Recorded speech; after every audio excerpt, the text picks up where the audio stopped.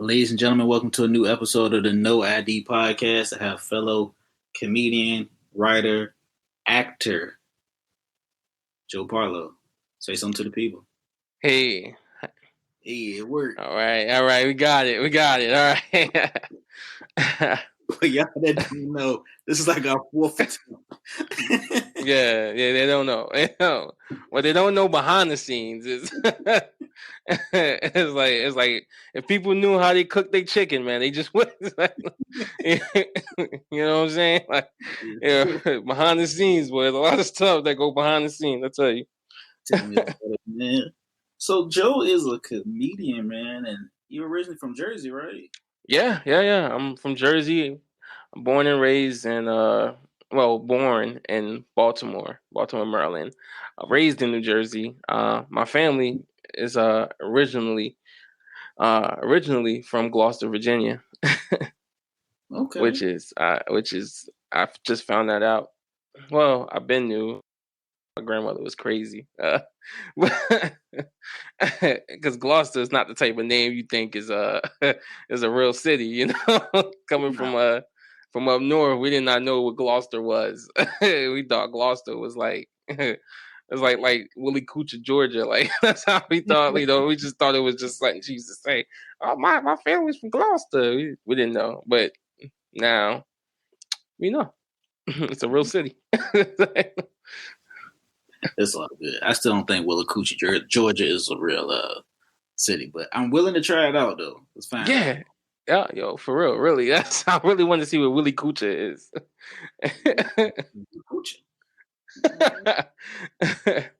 But yeah, I'm from New Jersey. I was raised in New Jersey, so I claim a New Jerseyan. Okay. So I first saw you perform, Joe. You might remember, you might not. It was at the first open mic they ever hosted at the Funny Bone. Okay. Which is different because I think that was the first one they ever hosted before like all assembly required, and I think it was just straight comedians, was no crowd. Yeah. I take that back. It was a crowd. It was like somebody from like a radio station there and the comedian. You know, we was in the crowd. That was it. Yeah. So, I mean, what made you get into comedy? What made me get into comedy was basically I was raised up on comedy. I've always wanted to do it. Kid used to watch it with my mom's a lot. That's all we used to watch. And you know, growing up in the 90s, that's all we really had was situational comedy. So that's all we had was like so basically that's all we really watched. That kind of influenced a lot. Definitely Saturday Night Live, Mad TV was one of my influences.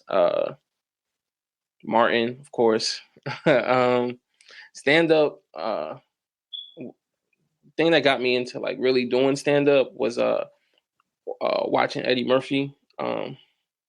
Basically, it's so generic. Every comedian say, "Yeah, Eddie Murphy," you know, but it's so generic, but it's true. Especially in the 90s, he was just that big name comedian. But seeing the effect that he had on my mom was really what got me to do stand up. Like, you know, we watch. You know, every time she see Eddie Murphy cannot. He didn't have to say anything. She just start laughing. Like that's.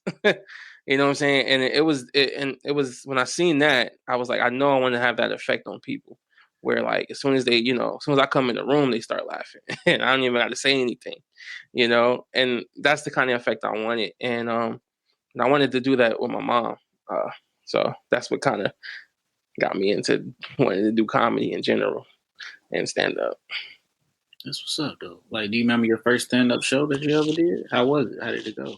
My first stand up? Yeah. Oh man, yeah, I remember it. It was one of the most nervous. So, all right, we got to see. For me to get to that show, we got to go from the beginning. From the beginning. All right. Like I said, I always wanted to do comedy, but I always was a shy kid. Shy. I was real shy. Um, it was definitely not what you would have thought of me to be a comedian. It's like, no. But I was real shy. My mom actually wrote my first set uh, when I was in middle school. We had a talent show. I didn't actually perform because I was so nervous. And I remember the one joke she said, she had wrote on there. She was like, this was wait, around 2000, I want to say 2003. So she said, one of the jokes, I can only remember this, it was so bad. I thought it was bad. She was just like, what happened to NSYNC? Are they in stink? I was like, I was like, oh man, I'm not. I read that one joke. I was like, nah, I'm not doing this. I was like, I'm not doing this. I folded it back up in my pocket.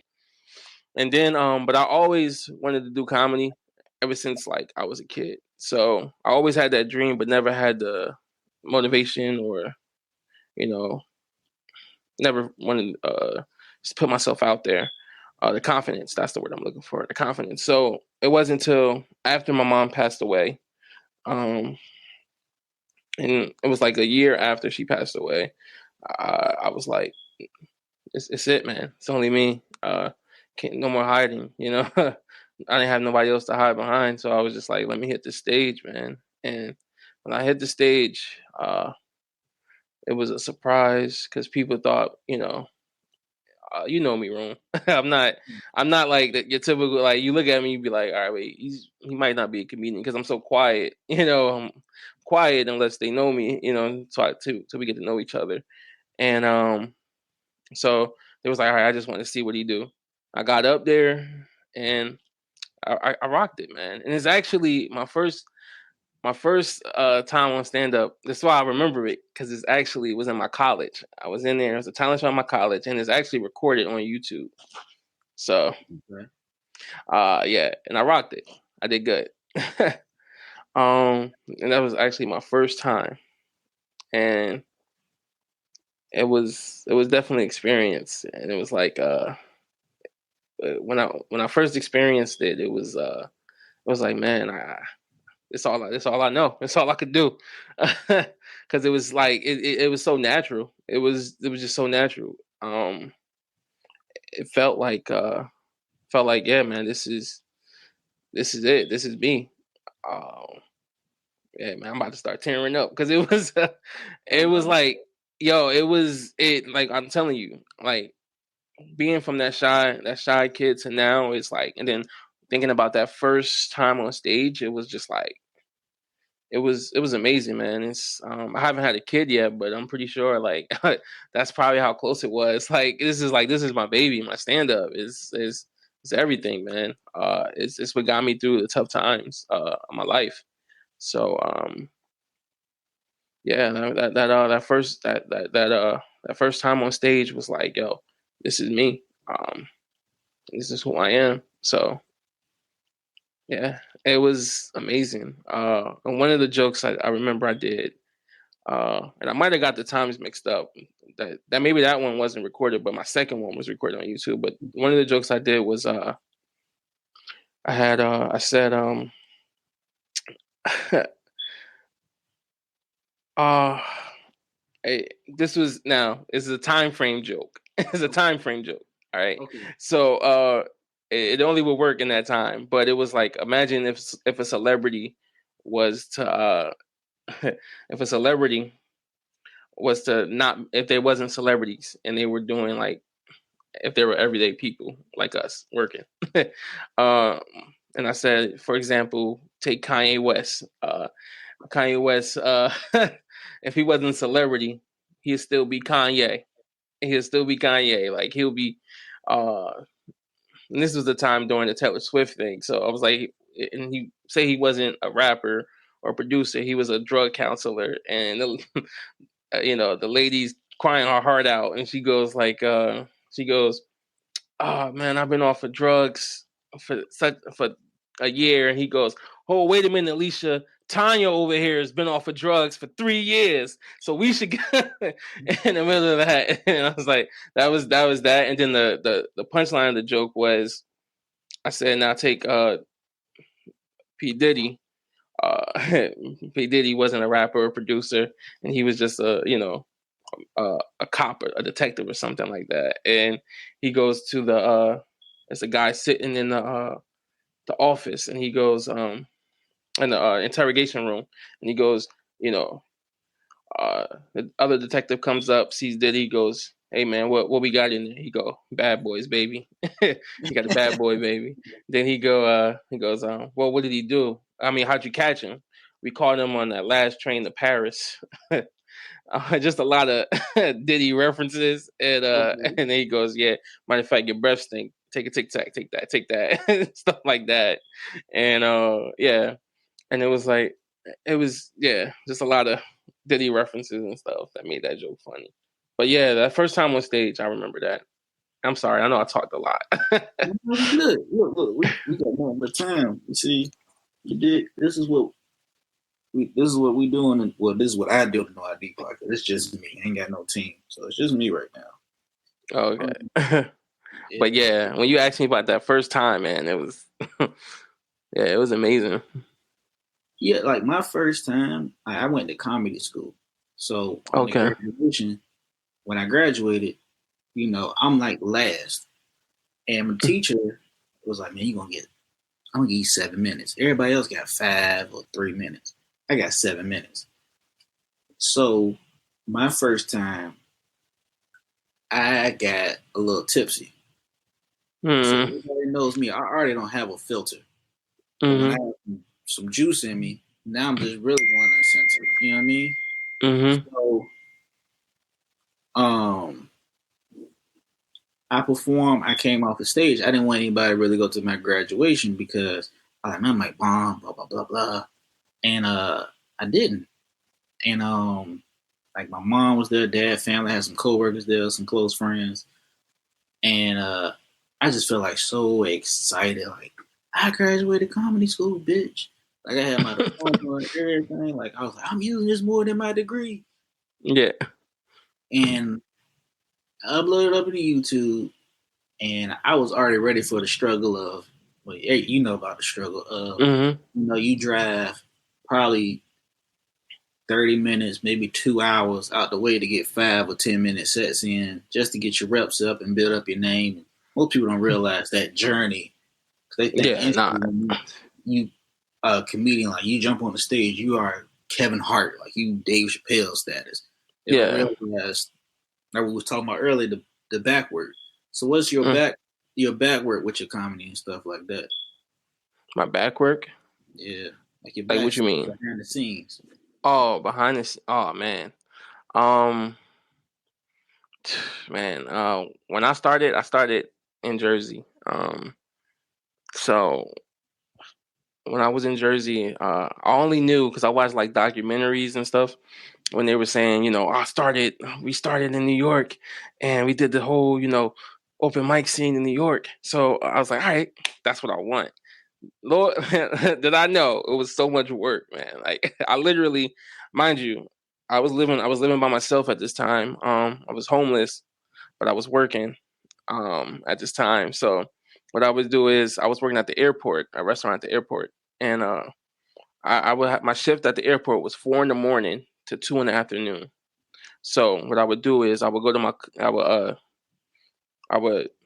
work at 4 in the morning, go to my cousin's house, wash up, right after work that's like 4. I get home 2, then I go straight to New York at 3 o'clock, right, where my man Todd Osorio, shot him out because my man doing big things in New York right now. um and we'll go out there to New York, do like 4 or 5 mics a night, just on the subway, like going down the subway, hitting like 4 or 5 mics, rushing to each one because you'd be in there all night, like literally. And it'd be like, it's like one. I remember this one mic called the Creek in the Cave. Creek in the Cave, right? So Creek in the Cave started at 9. Well, they had like 2 mics back to back, right? So we make it to the last mic that they're doing at the Creek in the Cave. That'd be like 9 o'clock. We get in there. It's one of those. It's one of those mics where you have to pick the names out of the bowl. And mind you, it's like and Creek in the Cave can't be no bigger than the size of a like a. It was small. I can't even think of a. It was way smaller than. All right, the size of a. What's that place that had used to have the mics on Friday? Beans and Bowls. Zeke's Beans and Bowls. Yeah, it was smaller than that, and it's like 40 people in there deep, 40 comics waiting to get on deep. So it's hot. We all in there, um, and you do the drawing. So we try to get there first, get get in there. Sometimes we don't get in there first. We just gotta wait, and then we gotta try to finish that, get to another mic across town. So it's like we go to like Brooklyn, Queens, Bronx, all in one night, trying to get 3 minutes. And out there, so many comics, you can only get 3 minutes, 2 minutes sometimes. Some mics are 1 minute. Uh, but yeah, man, the back work comedy is like, man, people don't know. People do not know how hard it is. Like, I mean, we still at like we're not even up there yet, but it's like we still doing like hole in the wall restaurants, like you know what I'm saying. I remember, I never forget, it was this one show we used to do, me and my man, we used to do every Thursday. It was called the Cake Factory.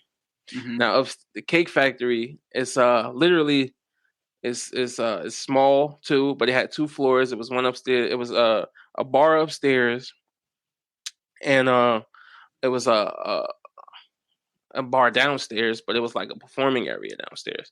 So we go in, mind you, this place is open. I mean, like, to like, this is New York. This is New York. It's like it didn't close until like 5 in the morning. So we go in there. It's 10 o'clock. 10 o'clock at night. We go in there. Go down. It's a rock band performing before the comedy show that starts. So we gotta sit in there in front of like all these like kids who just like rocking out, high, cocaine, whatever. Like literally, we saw one of those ones where somebody like banged the drum, like literally kicked the drum, bass drum, and threw it in the room. It's like, yo, what is this? What's going on? And we got to perform after all of this like rock stuff going on. um, yeah, it was so bad. Like it was a basement, literally. It's like water dripping, it stink, it smelled like like yeah. We went in there to get our time and rocked out, man. Doing comedy is not like, it's not pretty. You really gotta love it. You really gotta love to do comedy. Um, and it kills me when I hear people be like, "Yo, I want to do comedy." All right, try it. I always tell people to try it, but if you ain't really for it, man, don't do it. Because it's a lot of shit you got to put up with, man. And I like when you said people they expect you to be the Kevin Hart and stuff like is Kevin Hart wasn't Kevin Hart. Kevin Hart, it shows where Kevin Hart was getting booed when he first started. For real. Like so and it's crazy because like people expect that from you, that level or that experience when you first get on stage. And it's like, bro, like you didn't even pay to get in here. Like why why do you want, what I'm saying, that like, what I'm saying, you blessed to have us on stage, like because you could get a whole lot worse, you know what I'm saying? We've been to shows where you get a whole lot worse. But yeah, I just comedy is hard, man. You gotta, and when I started, I started damn near by myself, man. I didn't have family to come see me like that, so uh it's you gotta really kick that motivation, and like you really gotta, in comedy you gotta find something deep down inside, and you just gotta throw away everything. Like just don't listen to nobody and just go for what you want. Like I'm trying to do it visually. Like I put the hands aside because it's like a tunnel, man. You gotta see the ending, and when you get there, it's like, dang, man, I'm still trying, bro. I'm still trying to get there. Like I'm just now finding out how to tell my jokes. And I've been doing comedy for like 6 years. So That tunnel, you know, it's crazy. I had a bad experience one time with actually was a showcase that I was on. So this is like a couple of months out of comedy school, and my homegirl wanted to book me to do a showcase in Newport News at the I forgot the name of the theater, but whatever. So I'm like, I'll be there. So I get there. The food, you can tell they cooked it up in the kitchen. Like they had like it was the store bought Taco Bell in there, and it was no seats for me to sit at. Now I'm by myself, so I don't want to sit beside random people while I'm trying to. I don't know if you do the same thing. Like I'm trying to get my jokes ready, get my mind ready before I yeah. go up there. So they had. I was the only comedian. They had like spoken word. They had a singer up there. Uh, they had a rapper up there, and the mic and the speaker go out. Like it's staticky. It's like shortening out. I was like, damn, this might be a sign. I don't need to be up here. I drove from Chesapeake to Newport News. I had to pay as a performer to get in there. So I had to pay $5. So then they go, well, you ain't gotta perform. I said, fuck, I paid $5 to perform. I'm gonna perform.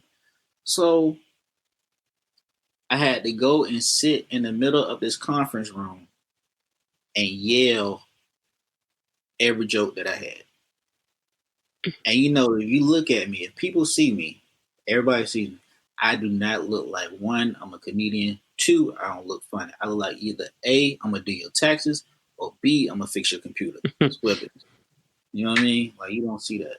So like that backstory, like for anybody aspiring to get on and stand up, it's gonna be long nights. It's gonna be Yeah. it's gonna be some tough crowds. It's gonna be some dead crowds. It's gonna be uh, you might have don't ever put it in the back of your mind, but you have in the back of your mind like, no, I don't think I want to keep going. Yeah. It's gonna be it's a grit grind. That's for anybody trying to get to stand up, as well as those that's trying to just do like the sketches and stuff. Yeah. You know what I mean? But it's a grit and a grind. Like people don't realize, like you go out here to these bars and these restaurants or these breweries or whatever we're performing at, we're performing for free. You're getting a free comedy show. Mm-hmm. So it's usually open mics. If anybody don't know the definition of open mic is where we actually trying our material out on the crowd, see if it hits. Sometimes it hits, sometimes it don't. Does not call for you because you pissed off at your job. They come in and try and help us or heckle us. I hate that shit because I was at a little churchy event and I had a heckler and I was like, God, now in the Lord's house. So, church people, the worst, bro. Church, like I love it. I grew up in church. I love God. I love His people. But you know what I'm saying? They could be so judgmental, bro. And you be saying like you say things you expect. Like, all right, I come in church. Let me keep it clean or something like that. No, they want. You know what I'm saying? They want the same thing you'll say in the club. Like, no, like morally, that's wrong with me. Like I'm not gonna, you know what I'm saying? Like I'm not gonna go out there and talk about, sex or anything like that in the church. Like but that's what they want to hear. That's what they want to hear.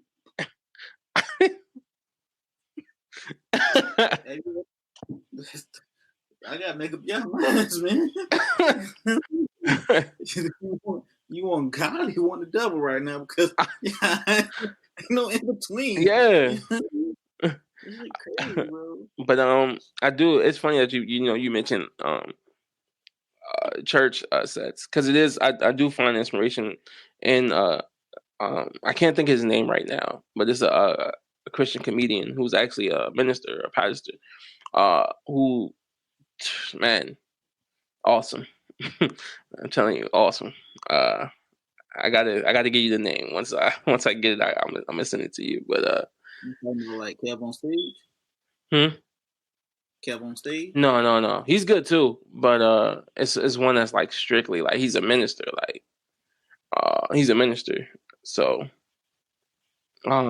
he's really good. Like he's and because he does it and then he gets an altar call. Like you've been to church. If you can get an altar call after a comedy set, like it's some power behind you. Like, if you think somebody want to get saved after hearing some jokes, like it's some power behind you. But that's cool, man. I grew up in church. So I'm heavily influenced.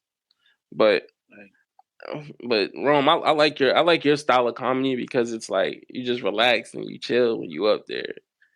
It's like I like that in my comics. Like, yo, I appreciate that because it took years to get relaxed and chill. But I like yours because you got some jokes in there. Like when you said the joke about your grandmother going to Jamestown, but she couldn't go because she thought that slave was still working there. oh, Did I get Colonial Williamsburg, yeah, that? yeah, uh, yo, hey, the kid with the Tourette's, like I was like, damn. yeah, nah, yeah, um, that's a joke I actually wrote with my grandmother when she was alive.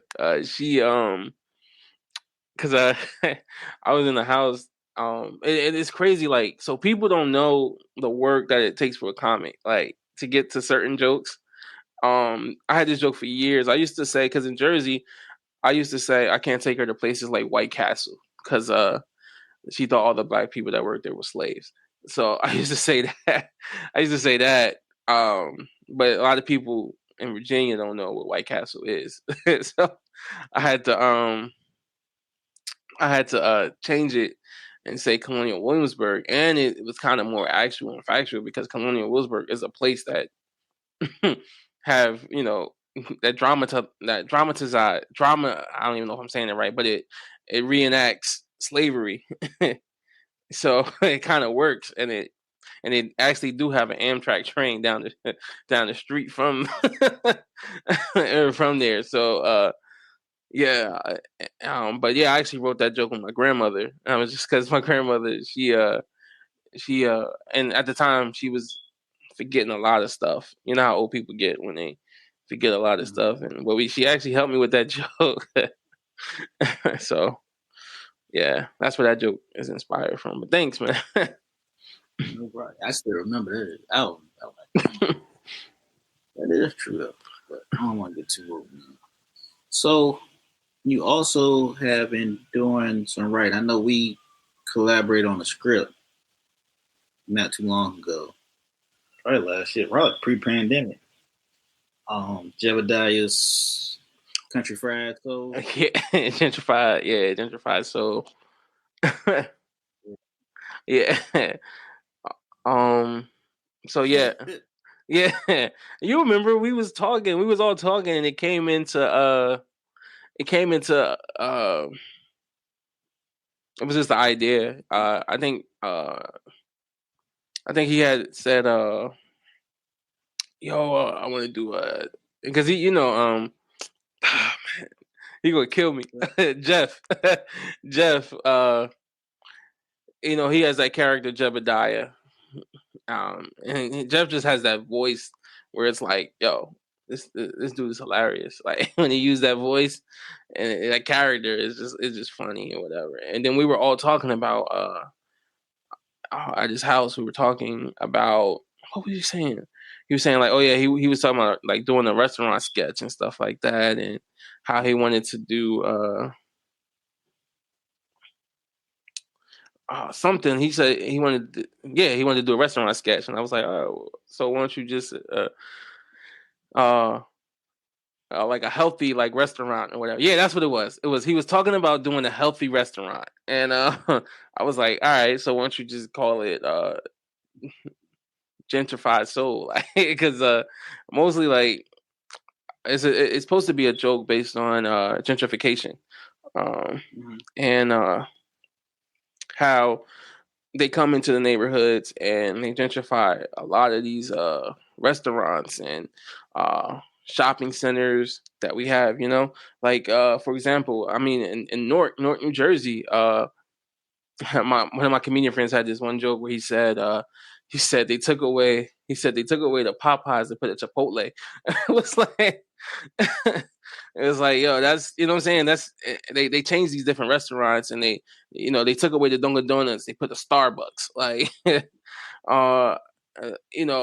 don't remember uh and it's not me sounding racist, but black people, I didn't know black people drunk so many lattes before the gentrification. You know what I'm saying? Like, I didn't know what a latte was before Starbucks came in the neighborhood. Like, that's I always just put coffee in my milk and just was like, all right, that's it. That's all I thought it was.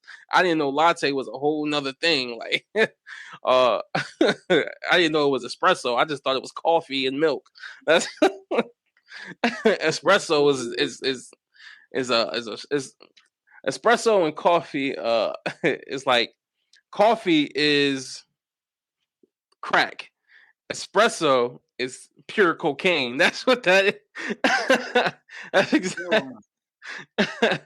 That's what that is. I didn't know that. You know what I'm saying? It was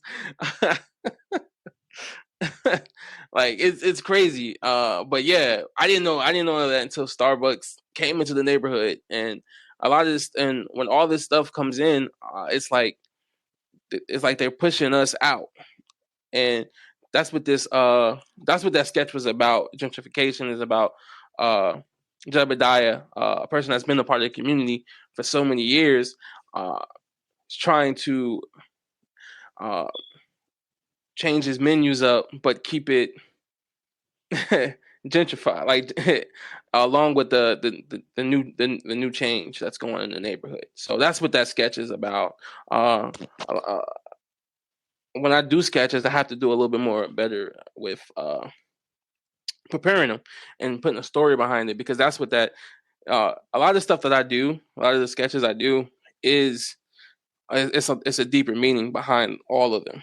Uh, so that just happened to be one of those where I felt like it could have been, it still could be more than what a lot of people think it is, because it's about a guy who refused to, I mean, well, don't refuse, he refused to leave his home, so he just adapts to the change, and that's what we do as people.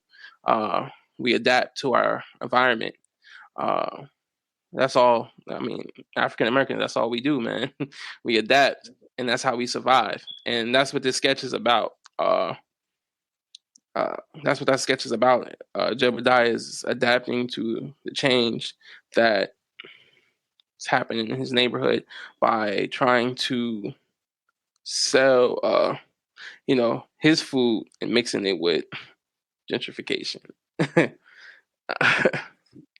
So that's what that sketch is about. But like I said, a lot of the stuff, even in my comedy, is my stand up. It's a deeper meaning behind it. A lot of people don't understand that yet. A lot of people don't understand it, but once I do make it, then they will understand. uh, You say make it. What's your definition of make it? uh, just being when I make it, fans, more people listening to me. That's it. I don't even. It's not even about the money for me, really. It's just it's just the fact that people are listening to me. I have something to say. I have a lot to say.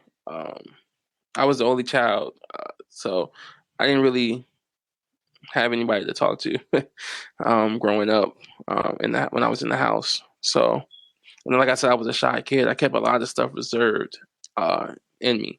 So once I started doing comedy, it was my way of expressing myself, and I have a lot to say, and I just want people to listen. That's it. Just listen, uh, and you'll catch it. You'll catch it. It's a lot, man. Man. I learned a lot about my comedy during this quarantine. Um, and I mean, I only go how God. I work with God. God gives me something, I write it and I say it, and that's important, because you don't want to be out here telling people the wrong thing. And in comedy, I feel like comedy is the most passive way of getting your information out, for real. because people don't notice it until you go home. People don't until you go home. My I was talking to my I call her my because I grew up in church with her, but she was a pastor and stuff, and I was talking to her because I had to get some clarification on some things like that's been going on in the media, and in my spirit it just wasn't sitting right with me. So like, because the way how I was feeling, it was like a lot of hate and things that was building up inside of me. So in my sets it started reflecting that. So I had to call her and get some guidance and things like that. So when I talked to her and I was telling her, and I told her exactly what I just said, comedy is like a passive way or whatever, because people don't realize when they get home, oh, like he just gave me some some knowledge. But she said her coworker, she said her coworker had told her that her he was like he she apologized for saying, "Oh, I didn't mean to ask like a dumb question." He was like, "Oh, no, there's no there's never no dumb questions. It's just inquisitive idiots." And everybody was laughing. And when she got home, she was like, "Wait a minute, did he just call me an idiot?" Like she didn't know he called her an idiot. Like they went through a whole night together and then realized when she got home by herself, got relaxed and comfortable, was like, "Wait a minute, call me an idiot." But like that's comedy does that. It's just it's just a passive way of getting your info out. That's true. I mean, Kevin Hart did the best on his stuff to laugh at my pain. I'm sorry. Kevin Hart did the best, laugh at my pain. Yeah. He did, and I think as blacks, we always adapt. But we've always found a way to adapt or overcome, and no matter the situation, we've always found a way to, I guess, make it like a good story for us to laugh back on. That's just how we've been built. Yeah. Especially now, like with the media and stuff. Like I've been at the protest, I've been marching, I've been all solidarity with Black Lives Matter. And one of the last protests I went to, they had their chants going on. So it was me and my dad, and it was a bunch of other people. We just out there. Everybody looking like face masked up and everything. And they were saying these chants, say their name, Breonna Taylor, Trayvon Martin. It was going to listen, to listen, to listen. The list just kept continuing. So it was this older white couple behind me, and it was a black guy in front of me, around my age. He had his ankle monitor on because he was on house arrest, and his joint started beeping off, so he had to leave. True story. Me and him was talking, we was laughing about it. But when they was doing this chant, they had a chant said, "My skin is not a crime." And I looked around to my left. I said, "I'm gonna see these white people say that." I'm just in my back of my mouth. Like, I'm see they ain't say it. But I got in one of my bits. Hopefully, once people start wearing their face masks and sanitizers, and this pandemic is over with, I can actually get on the stage and say that, because God knows I missed the stage. But I think everybody's comedy is like relatable. Like I think with most comedians, when they come fresh out the gate, or they try and like overthink it a little bit, like there's substance to their jokes. Is like it's just too much. It's like an overkill. And I'm meaning, like, they'll say something that's just out of the blue that doesn't make sense. Like, it's a whole imaginative narrative of, like, they may talk about, like, a dragon flew in my bedroom, me and the dragon did this, X, Y, and Z, and it's just too much to the point that it won't grasp. I think I know with your comedy, other comedians, our comedy is very relatable, and it's like a life experience about what we go through. You know what I mean? Yeah. Like you joke about the pastor was teaching the class and I didn't get out to 4:30 the next day. Your grandmother with Colonial Williamsburg, the student that was hey, Yeah. Those are relatable jokes. And if you with us, our pen and our pad is pretty much the television for most people. If you can close your eyes while we tell a joke and envision what we're going through or what we're saying, that's just what it's about. That's our narrative. And that's just how we are. The king of doing that and sharing his life experience was Richard Pryor. I've never met, I never met him, but I've seen plenty of stand-up specials in my time. But he gets on stage, he talks about he snorting cocaine, smoking crack in the bed, and it set on fire. Yeah. Yeah. He said himself, Martin Lawrence. He was talking about on one of his specials how he came back and how he was out in the middle of the street. He got a hold of some kind of drug. He was out in the middle of the street jogging butt naked. Yeah. And it's all relatable. You know what I mean? So that's just what comedy is. Mm. That's that's it. Yeah. It's humor. It's observational. It's relatable. It's got a lot of sarcasm into it. Yeah. I think we've been through enough in our years in life where we can actually share our experience. But I talked about this with Nori on the last episode. I was like, well, he said it. Black people, it's hard for us sometimes to loosen up because we've been hurt so goddamn much, and which is true. Mm-hmm. We have been, but it's just a little bit harder for us to open up in certain situations. See, I don't agree with that, man. It's I know we've been hurt a lot as Black people, African Americans in America, but it's never enough to where we can't smile. You gotta laugh to get through your pain. Kevin Hart, laugh from my pain. You gotta laugh at it, man, because it's you gotta laugh. If you think about it, like the comedian just said, Richard Pryor, Dick Gregory, Flip Wilson, Mama Mosley, all those comics, man. At that time, Red Fox, they came up in a way harder time than we did. You know what I'm saying? And they had to stand flat foot. Like Dick Gregory says it. He one of the first Black people to ever perform at the Playboy Mansion, Playboy's Club, and he had to stand. He was the only person ever allowed to talk flat-footed in front of white folk. That's what he said, white folk. You know what I'm saying? But like to even have the confidence and courage to do it at that time. These are people who generally hate you. These are people who generally hate, like they, you know what I'm saying? They morally hate you, like like they don't like you. They, you know what I'm saying? They won't let you talk to they kids. You know what I'm saying? They won't even let you.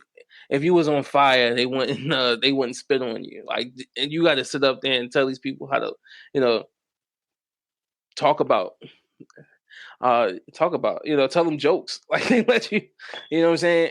To have the confidence to do that, at that time was crazy, man.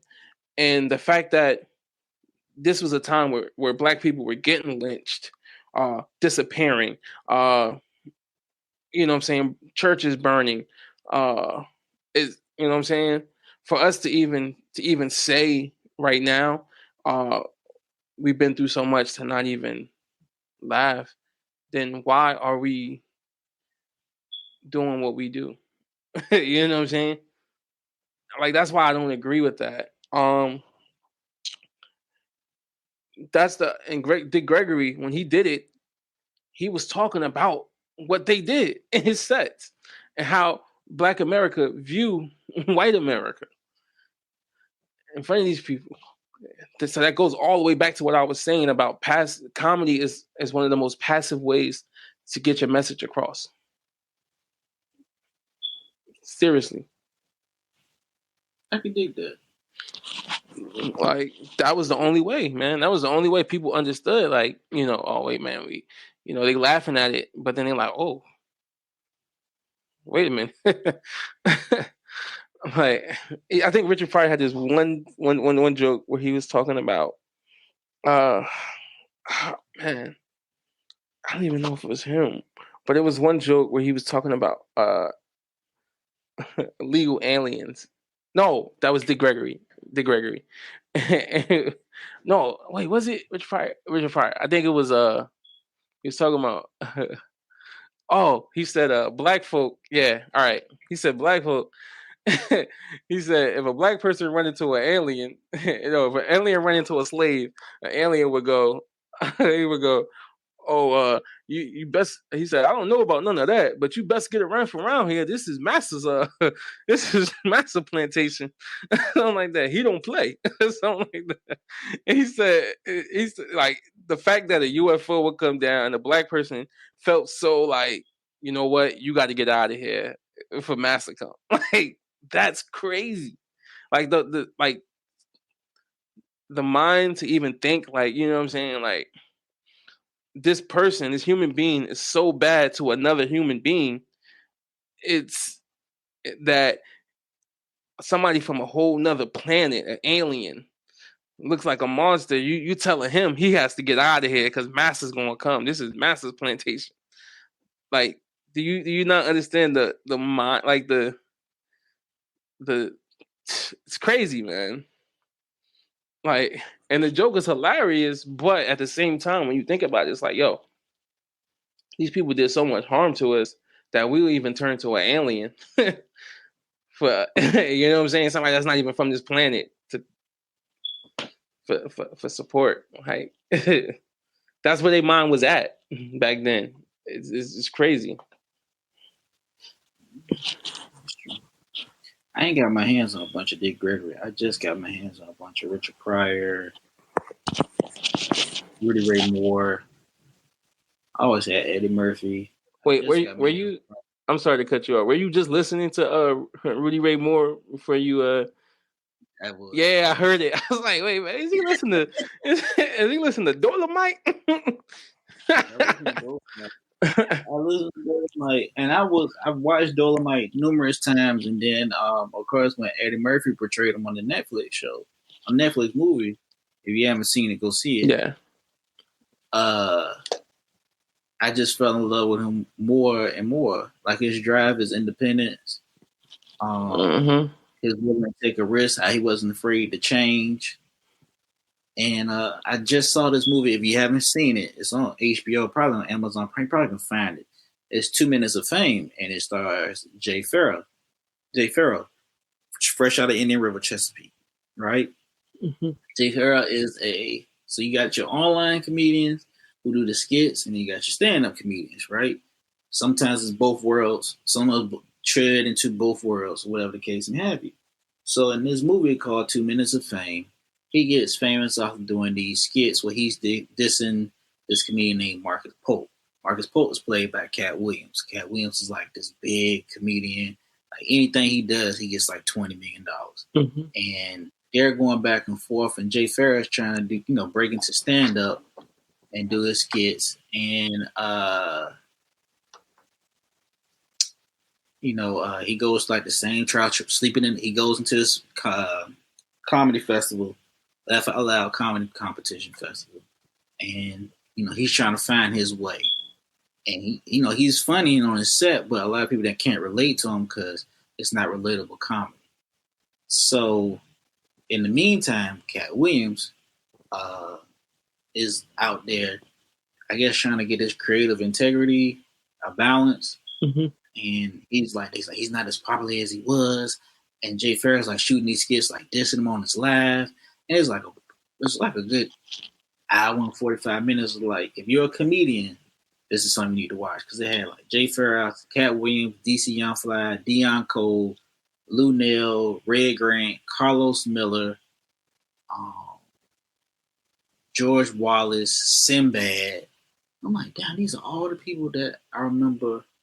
Like, watch, it was really good. I just saw it during this pandemic. Yeah. And it was different. So, but Dolomite is I'm not as risky of that to go butt naked on a album cover. Yeah. But what I probably would do it. I ain't gonna cap. I ain't gonna lie to you. I probably would do it. You know what I mean? But in today's world, you can't do no shit like that. I feel like Rudy Ray Moore would have been like, if he was around at this time, like he would have been like way more famous than what he was back then.